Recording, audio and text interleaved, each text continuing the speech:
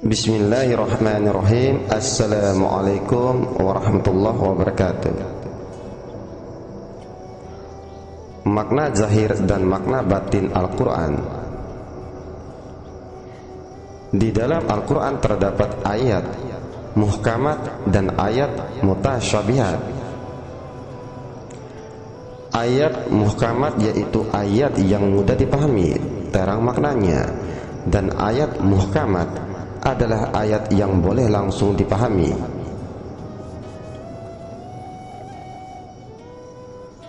Makna esoteris batin Al-Quran itu sederhana. Semua menceritakan sifat-sifat di dalam hati manusia, karena dalam hati manusia terdapat potensi sifat dari semua makhluk yang ada di seluruh alam raya,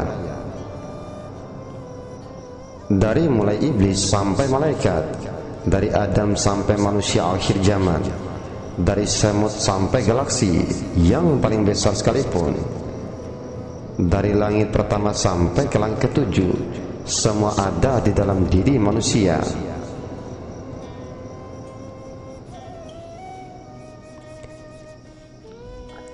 Al-Quran di surah Ar-Rahman 31 kali Allah bertanya, setelah setiap kali menjelaskan apa saja yang telah Dia berikan dan dirasakan oleh manusia.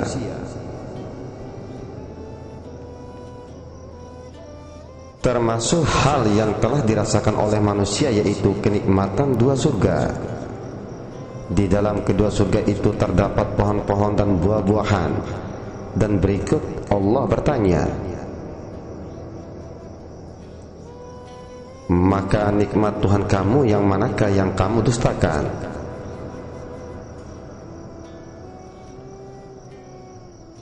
Di dalam kedua surga itu terdapat dua sumber mata air yang memancar. Sehingga berikutnya Allah bertanya lagi, maka nikmat Tuhan kamu yang manakah yang kamu dustakan?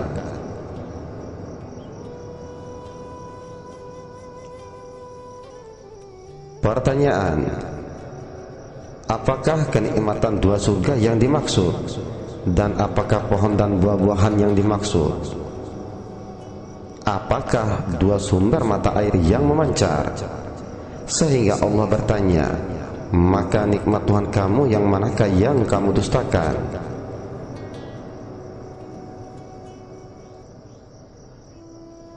Maka pertanyaan tersebut tidak akan bisa engkau jawab kecuali telah merasakannya terlebih dahulu. Kenikmatan surga, pohon dan buah di dalamnya, sungai-sungai yang mengalir, tidak akan engkau merasakannya kecuali engkau diberi petunjuk.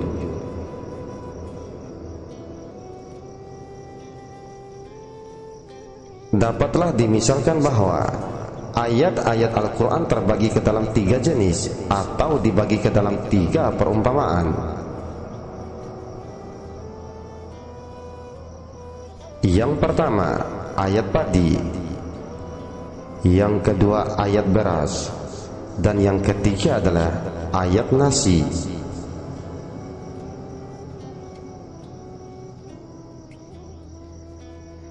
Sebelum aku lanjutkan pembahasannya, terlebih dahulu harus diingat, di sini bukan bermaksud kita mengatakan bahwa Al-Quran itu adalah padi, beras, dan nasi.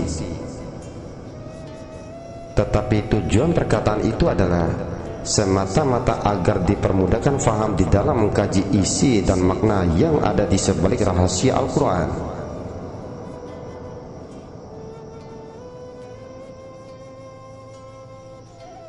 Dari ketiga jenis ayat tersebut, ayat padilah yang menyebabkan banyak kekeliruan dalam menafsirkannya, kecuali bagi mereka yang mau berpikir.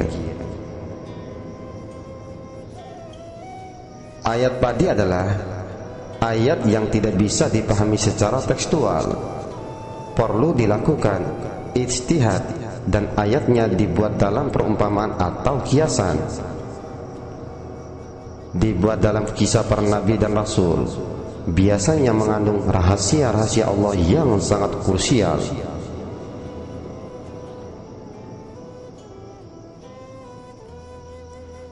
Contohnya, Dalam Al-Quran banyak menyatakan bintang. Masing-masing bintang tidak sama maksudnya. Yang pertama, Maha suci Allah yang menjadikan di langit gugusan-gugusan bintang, dan Dia menjadikan juga padanya matahari dan bulan yang bercahaya.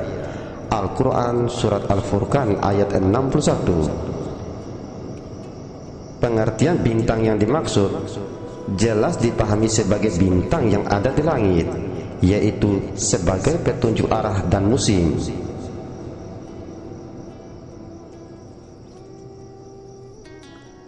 Yang kedua, di dalam Al-Quran Surat Yusuf ayat 4 yang berbunyi,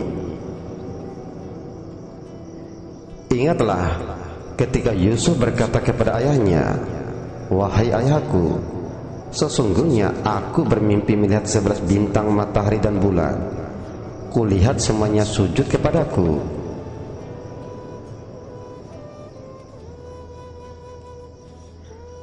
Pengertian bintang yang dimaksud bukan yang ada di langit, tetapi memiliki arti lain, sehingga perlu ditakwilkan oleh Yakub terhadap mimpi Yusuf tersebut.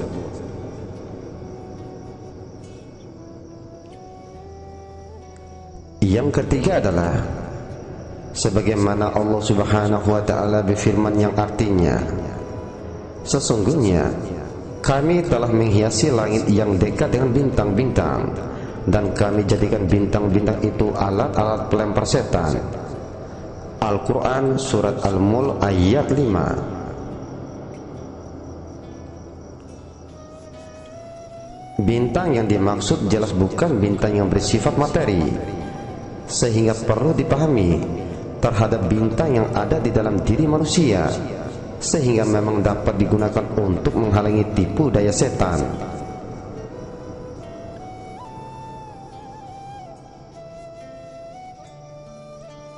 Maka yang pertama adalah bintang pada ayat nasi, kedua bintang pada ayat beras, dan ketiga bintang pada ayat padi.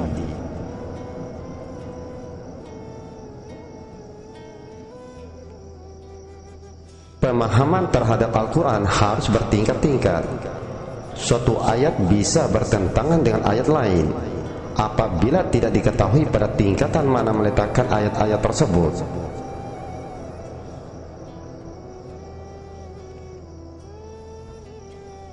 Sesungguhnya Allah tidak akan mengubah nasib sesuatu kaum jika Dia sendiri tidak mau mengubahnya. Quran Surat Ar-Ra'd ayat 11. Bandingkan dengan ayat, jika Allah menimpakan sesuatu kemudaratan kepadamu, maka tidak ada yang dapat menghilangkan kecuali Dia, dan jika Allah menghendaki kebaikan bagi kamu, maka tak ada yang dapat menolak kurnia-Nya. Al-Quran Surat Yunus ayat 107.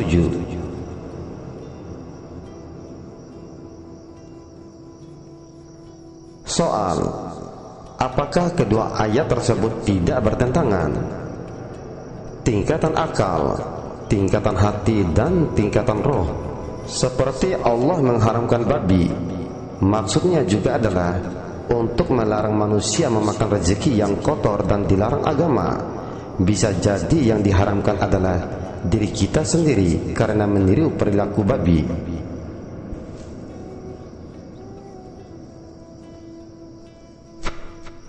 Al-Quran jangan dikira hanya kalam Tuhan berbahasa Arab yang diturunkan kepada Rasulullah Sallallahu Alaihi Wasallam.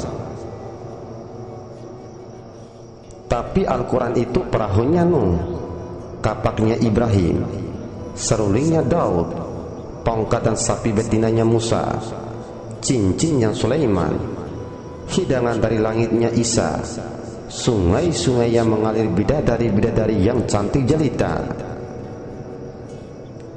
Semua itu perumpamaan Al-Quran yang dikisahkan dalam perjalanan Nabi dan Rasul.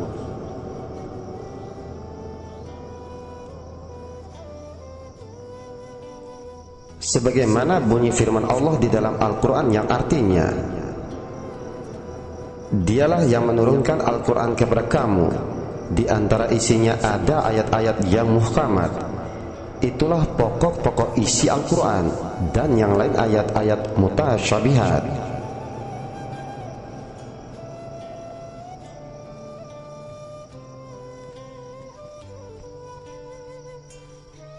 Adapun orang-orang yang dalam hatinya condong kepada kesesatan, maka mereka mengikuti sebagian ayat-ayat yang mutasyabihat daripadanya untuk menimbulkan fitnah, untuk mencari-cari ta'wilnya, padahal tidak ada yang mengetahui ta'wilnya melainkan Allah Subhanahu wa ta'ala.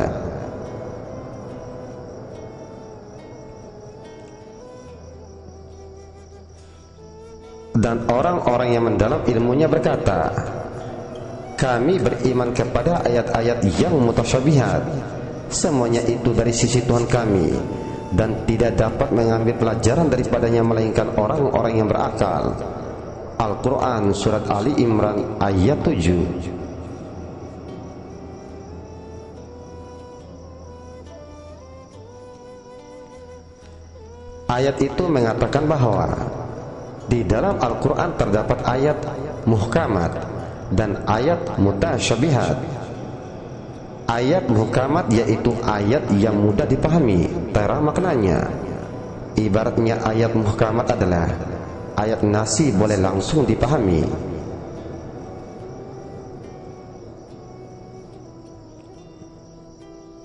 Tapi juga ada ayat mutasyabihat, yaitu ayat yang sulit dipahami maknanya. Ibarat ayat mutasyabihat adalah ayat tadi perlu diproses sebelum dipahami.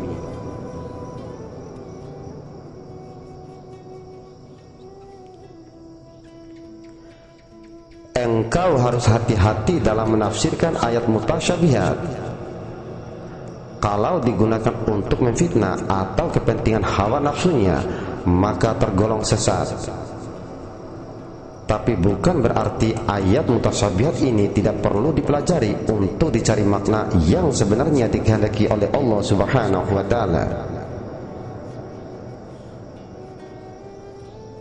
Orang yang mendalam ilmunya akan percaya dan mengambil pelajaran dari ayat mutasyabihat.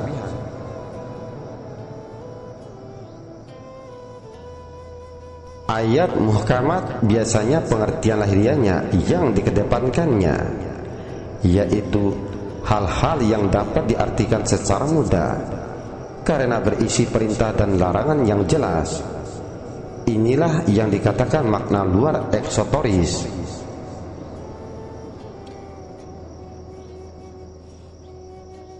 Tapi ayat mutasyabihat sulit diartikan. Biasanya bisa berupa perumpamaan-perumpamaan, fenomena langit dan bumi, cerita atau kisah nabi-nabi dan rasul-rasul zaman dahulu. Pengertian mutasyabihat lebih cenderung mengarah ke makna batinia esoteris, dan ayat mutasyabihat tidak bisa dipahami kecuali orang-orang yang berilmu.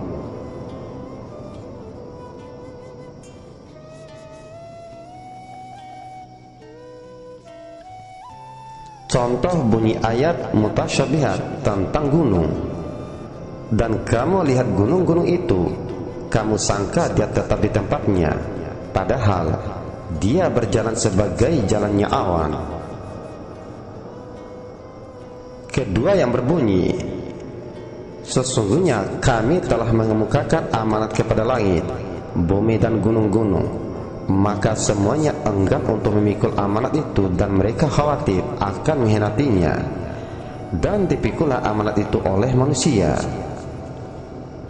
Al-Quran Surat Al-Ahzab ayat 72.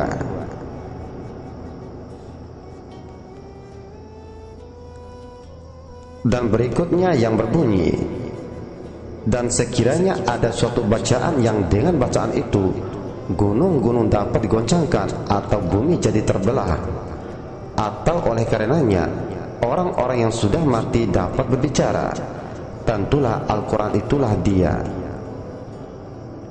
Quran Surat Ar-Ra'd ayat 31. Ketahuilah olehmu, Al-Quran awalnya adalah bahasa hati, tidak ada bunyi, tidak ada tulisan.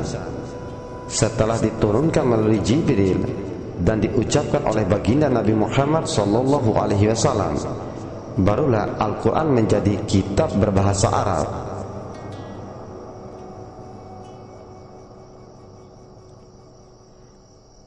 Dengan Al-Quran menjadi bahasa Arab, maka diperlukannya ilmu fikih, mantik, balaghah, nahwu sorof, tarik, falsafah untuk dipelajari.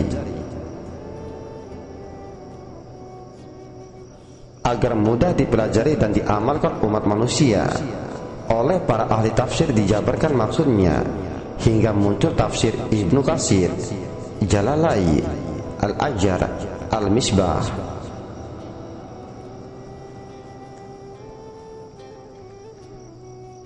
Agar kembali memahami Al-Quran tanpa diucapkan, tetap harus kembali ke bahasa awalnya, yaitu bahasa hati, bahasa yang dipahami oleh seluruh umat manusia.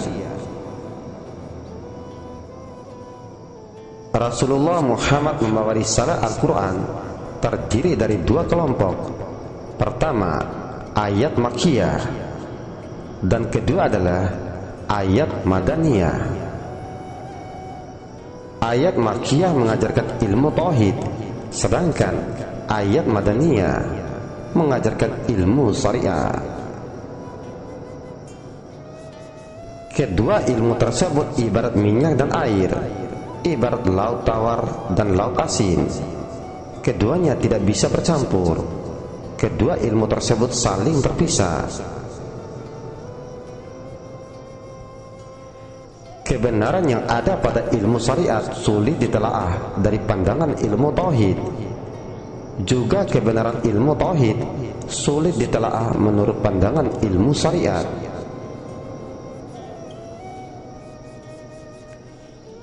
Telah dicontohkan pada kisah Nabi Musa dan Nabi Khidir. Ilmu Khidir tidak bisa dipahami oleh Musa, dan ilmu Nabi Musa tidak dimiliki oleh Nabi Khidir.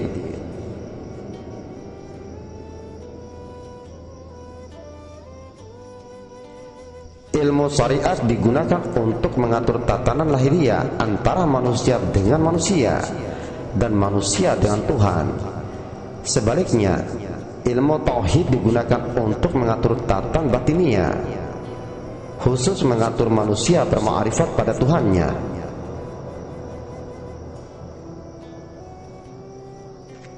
Untuk menjembatani kesenjangan keduanya, sebagian ulama mengajarkan ilmu thariqat dan hakikat, sehingga saat ini dikenal dengan istilah ilmu syariat, ilmu thariqat, ilmu hakikat, dan ilmu ma'rifat.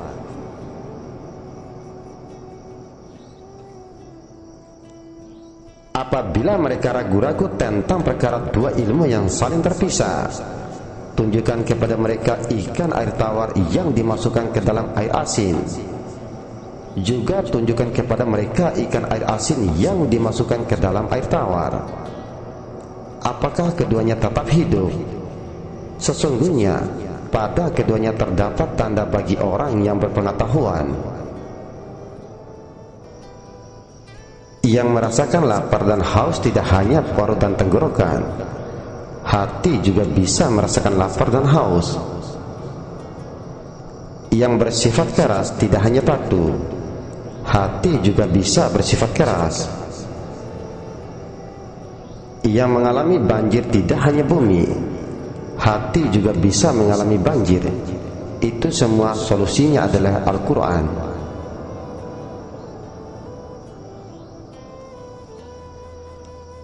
Allah menurunkan hidangan dari langit kepada Nabi Isa dan umatnya. Musa memukulkan tongkat ke batu sehingga memancar 12 mata air. Allah memerintahkan Nabi Nuh membuat bahtera.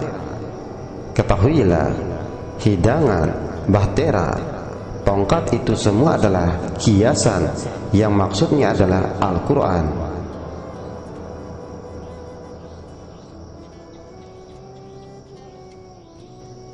Sesungguhnya Tiap diri manusia tidak hanya mengalami kisah kejadian mulai dilahirkan sampai kisah hari kiamat, tapi mengalami kisah kejadian mulai dari kisah Nabi Adam sampai kisah hari kiamat.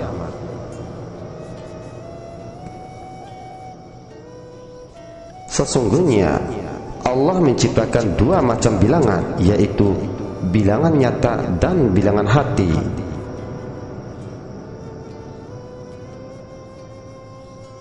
Di Al-Quran dikatakan 1 tahun akhirat setara dengan 1000 tahun dunia. Maka 1000 tahun dunia maksudnya bilangan hati.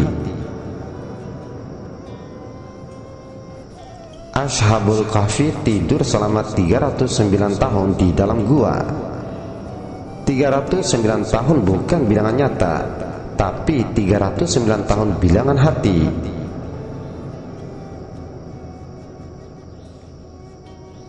Satu butir kebaikan akan dibalas 7000 kali butir kebaikan. 7000 itu bilangan hati. Sholat berjamaah mendapat pahala 27 derajat. 27 derajat adalah bilangan hati. Kehidupan akhirat itu kekal selama-lamanya. Kekal selama-lamanya itu bilangan hati.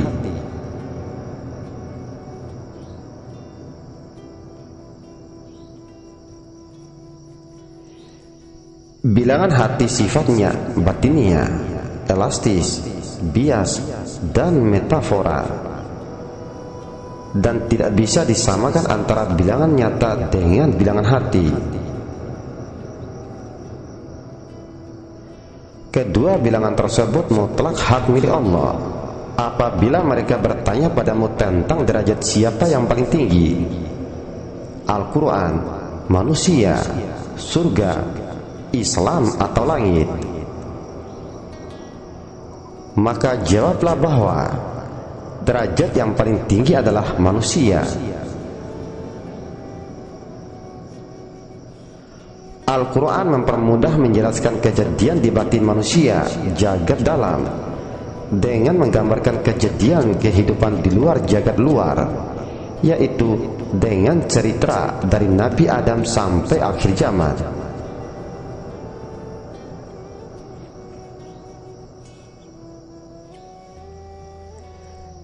Dengan kisah yang diceritakan Al-Quran dari awal sampai hari kiamat terjadi terus-menerus pada batin manusia, sehingga semua ayat Al-Quran berlaku sepanjang zaman.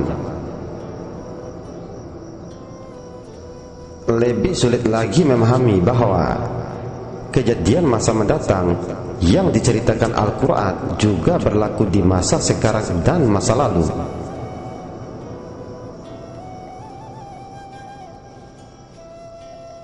Cobalah sedikit merenung. Dalam tiap diri manusia terjadi kejadian ketika iblis menolak bersujud pada Adam. Terjadi kisah Musa melawan Fir'aun. Terjadi kisah Ibrahim melawan Namrud. Cuman masing-masing manusia tidak sama apakah dia menjadi iblis atau Adam, apakah dia menjadi Musa atau Fir'aun, apakah dia menjadi Ibrahim atau Namrud, dan sebagainya. Apabila ingin belajar tafsir Al-Quran, belajarlah Ibnu Katsir. Apabila ingin mengetahui Al-Quran secara etimologis, lugat, belajarlah Jalalain. Apabila ingin mengetahui Al-Quran dari keindahan tata bahasa, belajarlah Al-Misbah. Dan apabila ingin menyingkap rahasia Al-Quran, cukuplah kamu bacalah dirimu sendiri, karena sesungguhnya dirimu adalah Al-Quran, yaitu Al-Quran berjalan atau Al-Quran yang hidup.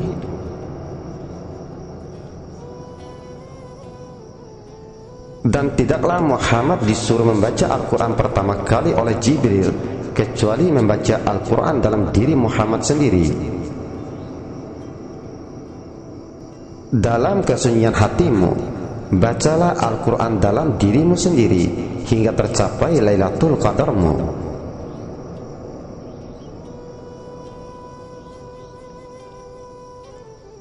Quran Surat Al-Alaq ayat 1-2. Ayat pertama memerintahkan Muhammad membaca. Bacalah dengan menyebut nama Tuhanmu yang menciptakanmu. Maka pada ayat berikutnya, Dia telah menciptakan manusia dari segumpal darah. Tujuannya adalah untuk memerintahkan Muhammad untuk mengetahui asal-usul manusia. Hal ini mengisyaratkan agar Muhammad membaca Al-Quran yang ada di dalam dirinya sendiri. Al-Quran berasal dari Lauhul Mahfuz. Tahukah Lauhul Mahfuz? Apakah Lauhul Mahfuz? Yaitu kitabun mubin, kitab yang nyata, catatan yang jelas bukan gaib.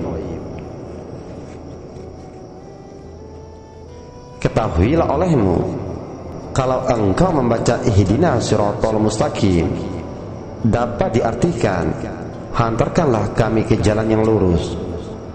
Walaupun kita tidak sampai tujuan, kita tidak usah khawatir, karena tujuan itu sendiri yang menghantarkan kita ke Dia. Al-Quran itu multi tafsir, lautan makna. Berbagai macam hikmah diberikan Al-Quran pada manusia yang berakal. Tak ubahnya seperti sungai yang tak henti-henti mengalir airnya untuk diambil manfaat oleh manusia. Berilmulah engkau agar mampu menafsirkan Al-Quran untuk dapat diambil hikmahnya. Karena tafsir Al-Quran tidak hanya sebanyak jumlah manusia, tapi lebih banyak lagi, yaitu sebanyak tarikan nafas semua manusia.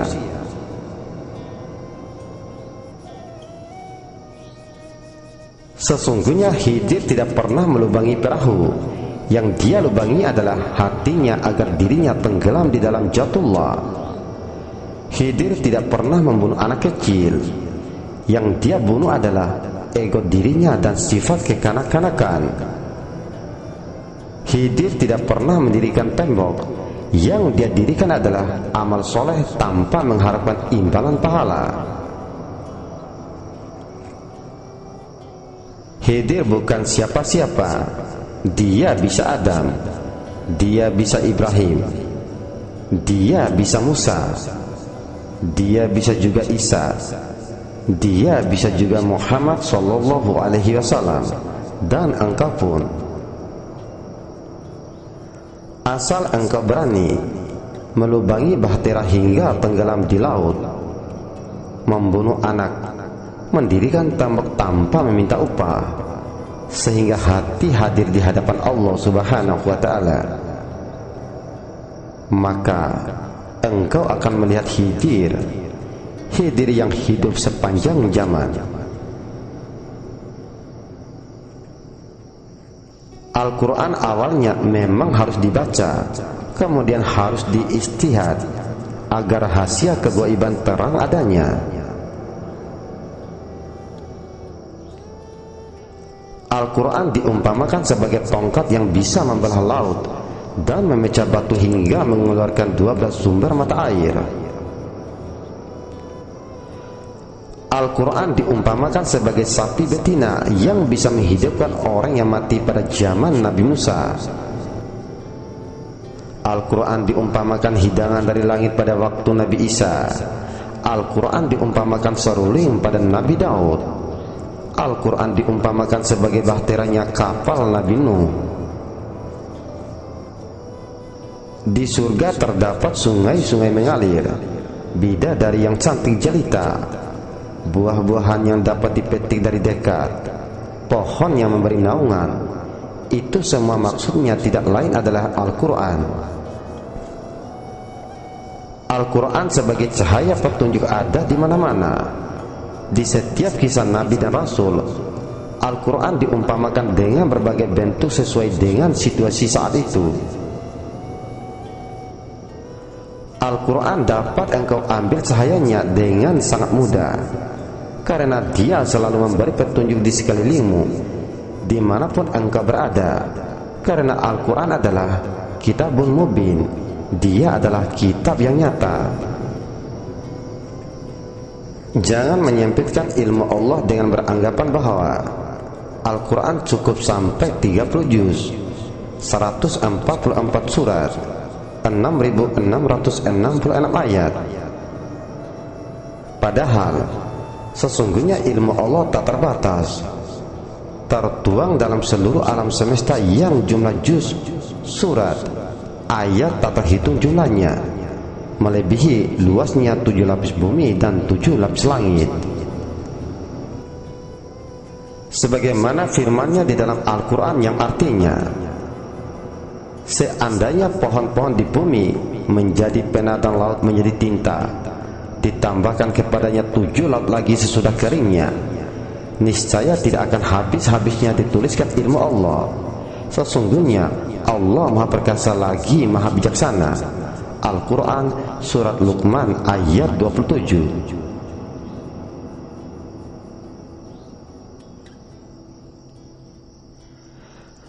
Al-Quran terus diturunkan pada orang-orang yang berakal dan mau membersihkan jiwanya, sehingga dia dalam posisi berdiri, duduk, dan berbaring selalu mengingat kebesaran Tuhannya. Barang siapa yang meminta petunjuk kepada Allah, kemudian setelah petunjuk diturunkan dan dia mengingkarinya, maka Allah akan memberikan siksaan yang tidak pernah dia timpakan kepada seorang pun di antara umat manusia. Petunjuk itu adalah Al-Quran yang diturunkan kepada Nabi Muhammad SAW dan diumpamakan sebagai hidangan dari langit.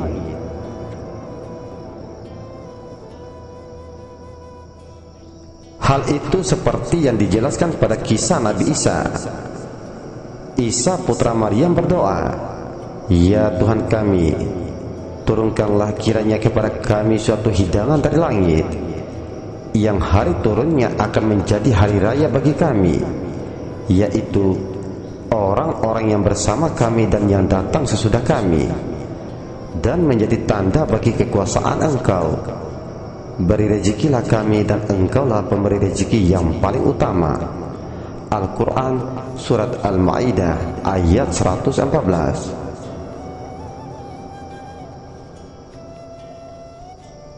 Utusan Rasul dari Allah telah datang berkali-kali, terus menerus. Bahkan sekarang pun utusan tersebut datang untuk menyeru kepada manusia agar menyembah dan mengesahkan Allah. Tetapi hanya sedikit yang bisa mempercayai dan memahami.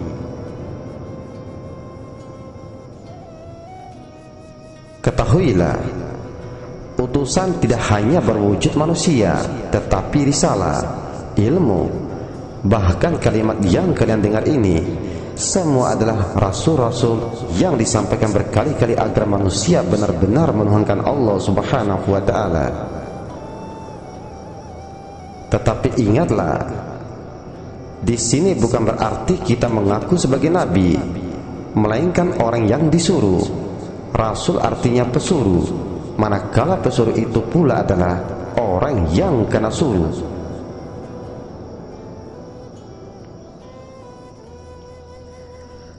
Tapi tetap ditentang dan mereka tetap berkata, "Kamu tidak lain hanyalah pendusta belaka."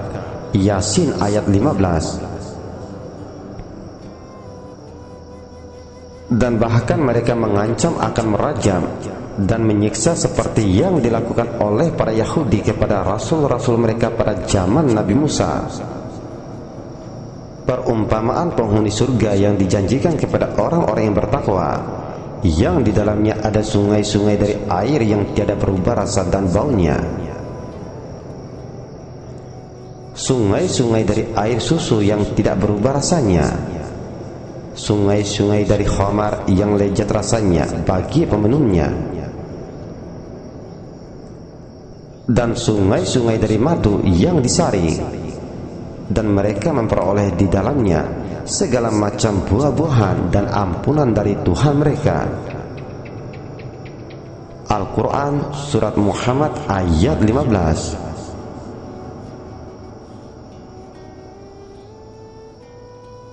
Perumpamaan surga yang dijanjikan kepada orang-orang yang takwa ialah taman yang mengalir sungai-sungai di dalamnya. Al-Quran Surat Ar-Ra'd ayat 35. Sungai-sungai sebagai perumpamaan ilmu.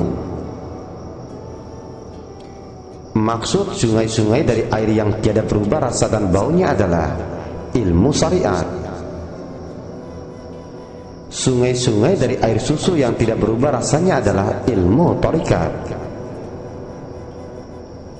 Maksud sungai-sungai dari khamar yang lezat rasanya bagi peminumnya, perumpamaannya adalah ilmu hakikat. Dan sedangkan maksud sungai-sungai dari madu yang disaring adalah ilmu ma'rifat. Sungai-sungai itu bisa dinikmati dengan menjalankan ilmunya terlebih dahulu.